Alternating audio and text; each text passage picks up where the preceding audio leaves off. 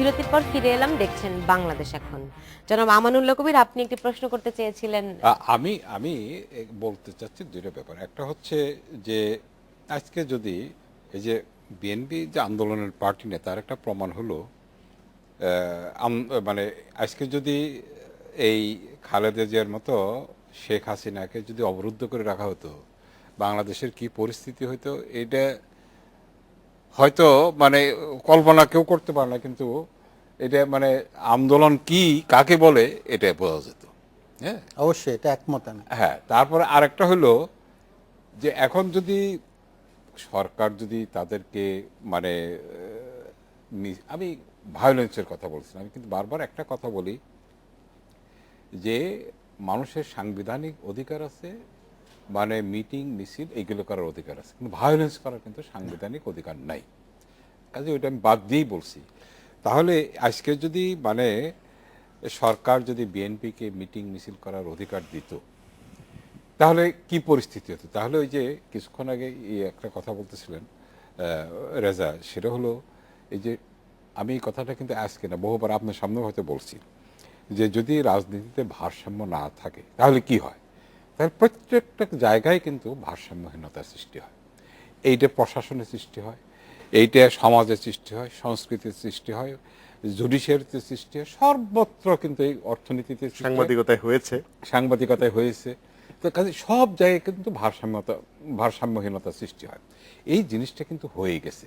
তো আমার প্রশ্ন হচ্ছে এটা কি আমাদের জন্য ভালো না খারাপ? ভবিষ্যতে কোথায় যাব? এটা খারাপ। আপনার প্রশ্নের জবাবে খারাপ আমি একমত হয়ে বলতে চাই, পুরোপুরি একমত যে একটি রাজনৈতিক দল যারা ক্ষমতায় আছে তাদের বিপরীতে যদি একটি শক্তিশালী বিরোধী দল গণতান্ত্রিক না থাকে তাহলে গণতন্ত্রের জন্য খারাপ, বাংলাদেশ রাষ্ট্রের জন্য খারাপ, জনগণের জন্য খারাপ। আপনি একটি ওই প্রমাণ দলটি মনে খালি করেন দেই। আওয়ামী লীগ সরকার এখন ক্ষমতায়, তাদের জন্য কিন্তু খারাপ। আমি সেটাই বলছি, একটি ছোট্ট এক্সাম্পল দেই।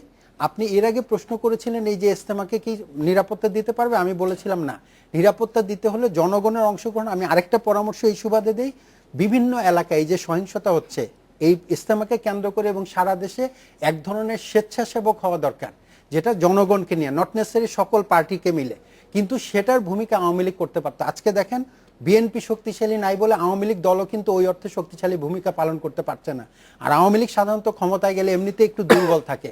মাত্র গতকালকে জানেন যুবলীগ, আওয়ামী লীগের যেটি বড় শক্তিশালী সংগঠন, তার সভাপতির বাড়িতে বোমা হামলা, স্বরাষ্ট্র প্রতিমন্ত্রীর কাছে গিয়ে তারা স্মারকলিপি দেয়। আপনি যদি আপনার সংগঠনের সভাপতির বাড়ির নিরাপত্তা নিশ্চিত করতে না পারেন, আপনি কিভাবে পাহারা দেবেন বাংলাদেশের যুব সমাজকে, জনগণকে? ফলে এই জায়গাটাই আমি বলতে চাই, আমি কবিরের সাথে একমত হয়ে, যে গণতন্ত্রের জন্য সকল রাজনৈতিক দলের যেমন অধিকার থাকা দরকার, কোনো বিচ্ছিন্নতাবাদী আন্দোলন। বিচক্ষণতাও খুব গুরুত্বপূর্ণ। দেখেন আওয়ামী লীগ কিন্তু ঠিকই 10ই জানুয়ারি বঙ্গবন্ধু স্বদেশ প্রত্যাবর্তন দিবস এই কর্মসূচি কিন্তু তারা পিছিয়ে নিয়েছে, তারা এখন 12 তারিখে ইস্তেমার কারণে পিছিয়ে নিয়েছে। না, মঞ্জুরুল ইসলাম মঞ্জু এবং কবির ভাইয়ের একটি কথা থেকে যেটা, যে বিএনপি যেমন জনবিচ্ছিন্ন হয়ে পড়েছে, আওয়ামী লীগও কিন্তু রুলিং পার্টি হিসেবে তার যে অঙ্গ সংগঠনগুলো আছে, ছাত্রলীগ বলেন, যুবলীগ বলেন, অভ্যন্তরীণ সংকটে কিন্তু তারা জর্জরিত। একইভাবে তারাও কিন্তু জনসম্পৃক্ত নয়, তারাও জনগণকে সাথে নিয়ে যে একটা ভিজিলেন্স টিম করা, গঠনমূলক কোনো রাজনীতি করা, আমরা কিন্তু সেটা দেখতে পাচ্ছি না। তারাও নিরাপত্তা বাহিনী নির্ভর, পুলিশ নির্ভর, বিজিবি নির্ভর, এবং এই রাজনীতি আসলে খুবই অপ্রত্যাশিত একটা রাজনীতি, গণতন্ত্রের জন্য ভালো না। সেই আসলে গণতন্ত্রের জন্য একটা ভালো ব্যবস্থা, মানুষের ভিতর সচেতনতা বাড়বে, রাজনৈতিক দলগুলো আরো সচেতন হয়ে মানুষের মনের মতো করে আসলে কর্মসূচি বা বিভিন্ন অ্যাক্টিভিটি তারা করবে, এই প্রত্যাশা রাখছি। আপনাদের তিনজনকে অনেক ধন্যবাদ আজকে স্টুডিওতে আসার জন্য।